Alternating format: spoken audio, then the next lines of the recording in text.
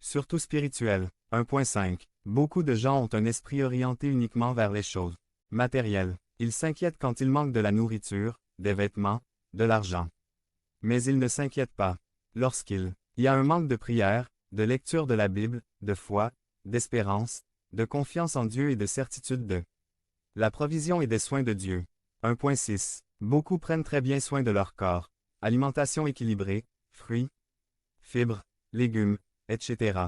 Mais empoisonnez votre âme en regardant toutes sortes de poisons à la télévision, sur Internet, etc. 1.7. Nous devons rejeter nos inquiétudes sur Dieu 1 Pierre 5.7 et faire confiance au Seigneur pour répondre à nos besoins quotidiens MT 6,25 à 33. 2. Nous devons faire attention aux idées qui nous influencent. 477. 2.1. Malgré les miracles de Jésus, les pharisiens continuent de demander davantage de signes, démontrant ainsi leur incrédulité. Ils transmettaient l'incrédulité et l'hypocrisie. Apparence différente de l'intérieur, LC 12,1. 2.2. De toute évidence, Jésus mettait en garde ses disciples contre L'. Infection insidieuse de l'incrédulité. Comme le levain dans une pâte, le manque de foi peut imprégner la vie jusqu'à ce qu'il apparaisse de manière inattendue dans une rébellion ouverte contre Dieu. 23. Tout comme la levure, une influence peut affecter notre vie et se développer jusqu'à tout envahir. Un peu de levain quitte toute la pâte. Dit Paul 1 Cor 5. 6. Un peu d'hypocrisie, un peu d'incrédulité, un peu de péché, un peu d'éloignement peuvent faire beaucoup. Conclusion. Ils commencent tous par un peu. Quelles idées ont influencé nos vies? Quel genre d'influence ai-je laissé affecter ma famille? Quels films, séries, romans je regarde? Quelles informations ai-je sur Internet? Cela a-t-il amélioré ma vie spirituelle ou simplement encouragé le matérialisme? Il y a des choses que seul Dieu peut faire et sur lesquelles les croyants peuvent compter, mais il y en a d'autres pour lesquelles il nous dit « Soyez prudents ». Zèle pour votre vie spirituelle. Soyez prudents avec les influences qui affectent votre vie. Remplissez votre esprit de choses spirituelles. Devenez membre de la chaîne et soyez un instrument de la parole de Dieu. Ne manquez pas cette opportunité d'avoir un impact sur des vies. Cliquez maintenant sur le lien dans la description et aidez-nous à diffuser la parole de Dieu.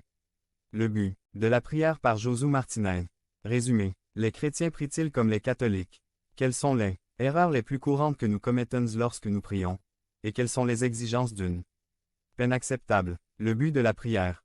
MT 6. 5. Et lorsque vous priez, ne soyez pas comme les hypocrites, parce qu'ils aiment prier debout dans les synagogues et au coin des rues, pour être vus des hommes. En vérité, je vous le dis, ils ont déjà reçu leur récompense.